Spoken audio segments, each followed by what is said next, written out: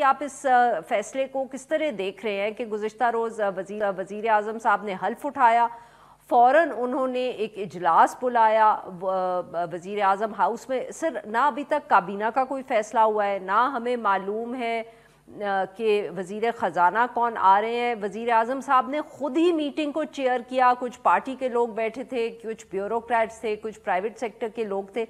Sir, इसको आप किस तरह देख रहे हैं? How would you interpret this?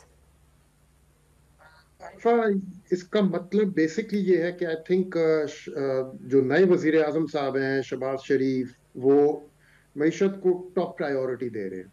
और जो उस बयानिया में भी जो एक अहम, जो सबसे अहम बात निकली है कि फौरी तौर पे उन्होंने डायरेक्ट किया है कि आईएमएफ प्रोग्राम की तरफ जो है उनकी जो टीम है उनको काम करना चाहिए। तो यानी कि आई थिंक उन्होंने एक चीज जो अप्रैल 2022 के सबक के बाद सीखी है कि इस मामले में डिले करने की कॉस्ट बहुत ज्यादा हाई होगी। आपको याद होगा तब भी जब वो पावर में आए थे तो आईएमएफ प्रोग्राम को रिवाइव करना एक टॉप प्रायोरिटी थी उनके लिए, लेकिन उसमें डिले आया था काफी ज्यादा।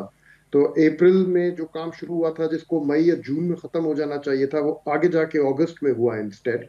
और उसकी वजह से पाकिस्तान एक डिफॉल्ट के बिल्कुल एज पे पहुंच गया था। आई थिंक मुझे लग रहा है कि this time he is keen के वो वाला एक्सपीरियंस दोबारा रिपीट ना हो।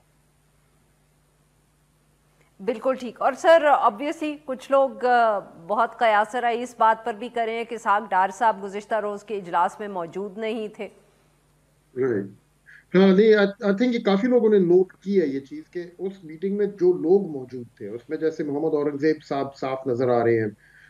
तो वहां पे हालांकि कोई भी अनाउंसमेंट नहीं आई, लेकिन उसके राउंड अप थियोरीज और लोगों के रूमर्स चलने शुरू हो गए हैं कि उनका कोई ना कोई रोल होगा।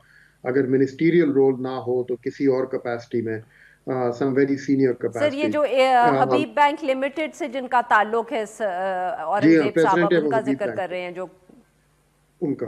और जी। जो द फैक्ट कि मुसद्दिक मलिक साहब बैठे हुए नजर आए हैं प्राइम मिनिस्टर साहब के राइट हैंड साइड पे, तो वहां भी अब लोग कर रहे हैं इस चीज पे स्पेकुलेट के इससे लग रहा है कि उनका भी कोई काफी सीनियर रोल होगा, possibly even at the ministerial level.